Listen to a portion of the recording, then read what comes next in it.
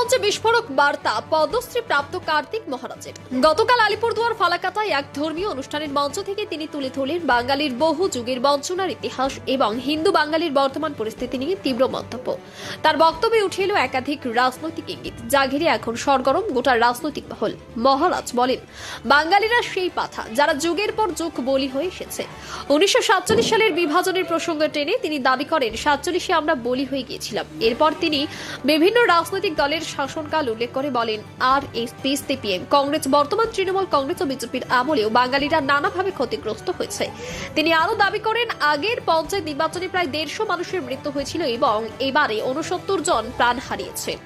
যার বক্তব্যে উঠে আসে বলির প্রতীক। বাগবা সিংহের বলি হয় না, বলি হয় পাথা আর ভেড়ার। এরপরেই তিনি একতার ডাক দেন।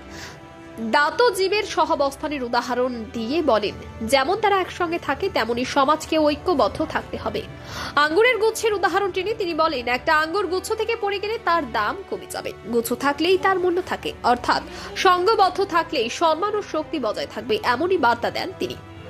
বিষয়টি আরও তাৎপর্যপূর্ণ হয়ে ওঠে যখন তিনি ভগবান রামচন্দ্রের 14 বছরের বনবাসের প্রসঙ্গ টানেন। তিনি বলেন, বনবাস শেষ হতে চলেছে। 2026 সালের কথা উল্লেখ করে তিনি বলেন, পরীক্ষা হবে, রেজাল্ট ঘোষণা হবে, পাশ করলে বিজয় উৎসব করতে আবার আসবো, ফেল করলে আর আসবো না। তার বক্তব্যের পরপরই চারিদিকে জয় শ্রীরামের ধ্বনি ওঠে। উত্তরবঙ্গবাসীর উদ্দেশ্যে তিনি সিদ্ধান্ত নেওয়ার আহ্বান জানান। রহস্য আরও ঘনীভূত হয় যখন তিনি বলেন, উত্তরবঙ্গ যখন সংকটে তখন কেউ বাজনা বাজিয়ে নাচ করেছিলেন, যদিও তিনি কারোর নাম উল্লেখ করেনি, ফলে তাকে ইঙ্গিত করছেন তা নিয়ে জল্পনা তুঙ্গে। শেষে তিনি ঘোষণা করেন, উত্তরবঙ্গ থেকেই আবার বিজয় ঘোষণা হবে। কিন্তু কোন বিজয়, কিসের রেজাল্ট? 2026 কি শুধুই একটি বছর, নাকি আসন্ন বিধানসভা নির্বাচনের ইঙ্গিত? তিনি কি পরোক্ষভাবে সংঘবদ্ধ হয়ে নির্দিষ্ট রাজনৈতিক সিদ্ধান্ত নেওয়ার বার্তা দিলেন? এই প্রশ্নই এখন ঘুরপাক খাচ্ছে রাজনৈতিক মহলে এবং সাধারণ মানুষের আলোচনায়। ফালাকাটার সেই মঞ্চ থেকে দেওয়া এই বার্তা এখন সোশ্যাল মিডিয়ায় ঝড় তুলছে। 2026 কি সত্যি এক বড় পরীক্ষার বছর? বিজয় ঘোষণা কিসের? উত্তর খুঁজছে Uttarbanga. Bureau report, UB live news, খবর যখন আমরা তখন। আপনার আমার ঘরের ছেলে, কোন নেতা, কোন নেত্রী তারা মারা যায়নি, মারা গেলেন আমরা পাঠা। তাই আজকে এই পাঠার মতো আমাদের অবস্থা। এই নজরুল যে কবিতাটি এখন আপনারা দেখতে পাবেন মুর্শিদাবাদের শামশেরগঞ্জ, এই কবিতাটি এখন দেখতে পাবেন মালদার মথুরাবাড়ি, এই কবিতাটা দেখতে পাবেন আমাদের কালিয়াচক, এই কবিতাটি দেখতে পাবেন আপনার দেগঙ্গা। কি কবিতা?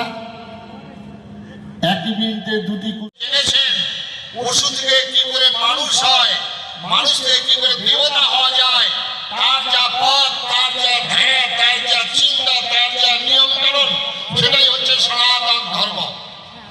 তাহলে আপনারা যারা এখানে আছেন, আমাদের শাস্ত্রই একমাত্র বললেন, আর নিদ্রা ভয় মৈথুনচ্চ সামান্য এত পশুবি নরণম ধর্মে হিতেশা অধিক বিশেষ ধর্মেণ হীনা পশুবি সমানা। কি বললেন?